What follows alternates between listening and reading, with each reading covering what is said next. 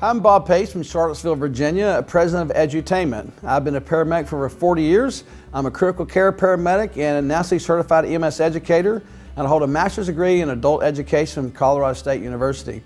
Today we're going to be talking about the importance of a 12-lead EKG and a 15-lead EKG. The importance of a 12-lead, 15-lead EKG cannot be overstated.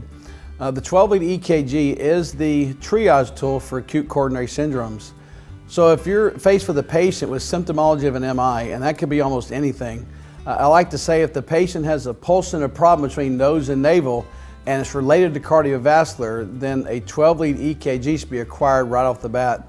In fact, if you want to have a great standard to go by, it's recognition, activation, intervention.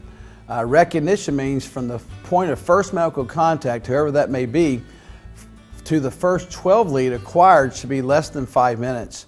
And you do this by leading into it. You got a pulse and problem between nose and navel with a priority symptom like chest pain, shortness of breath, don't feel good, unconsciousness, or any other thing that could be possibly related to acute coronary syndromes, and a 12-lead EKG should be acquired immediately. So you quickly say, well, my partner's going to hook you up to an EKG. It's important we take a picture of your heart right now to find out what's going on. Immediately acquire the 12-lead EKG. The only 12-lead that can't be read is one that's never been run. And so, by the same token, a 12-lead EKG run incorrectly must never be read. So we must be diligent in acquiring the 12-lead EKG the correct way. Perhaps the best location to put the limb leads in the upper extremities is anywhere as long as you're off the shoulder, but keep it above the elbow.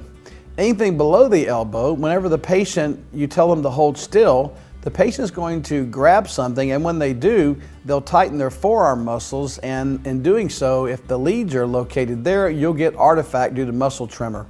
When it comes to the lower extremities, you'll want to put the electrode below the inguinal ligament. That's where your legs attach to your body. So a good place on the calf of the thigh will be just fine. The limb leads go on the limbs for two reasons: angle and amplitude. If the limb leads are not on the limbs, then the 12 lead is not considered to be diagnostic. It would be considered a monitor quality 12 lead. They do these on occasion when people are doing treadmill tests at the hospital.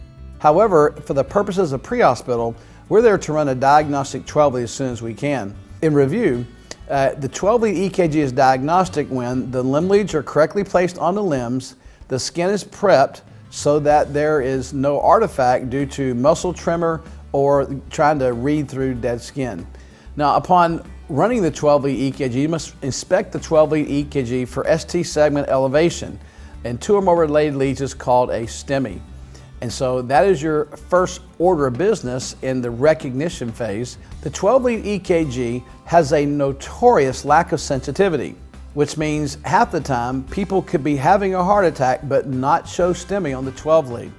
The inferior, the septal, the anterior, and the lateral are the primary areas seen by the 12-lead. In order for the 12-lead to be accurate in diagnosing a STEMI, the leads have to be right on top of where the damage is occurring in the heart. That's why we meticulously place the V leads in the certain locations that they go. But if the 12 leads normal, it could be that it may be too soon. And so that's why we do serial 12 leads. So on normal 12 leads, we're going to run another one to see what's going on.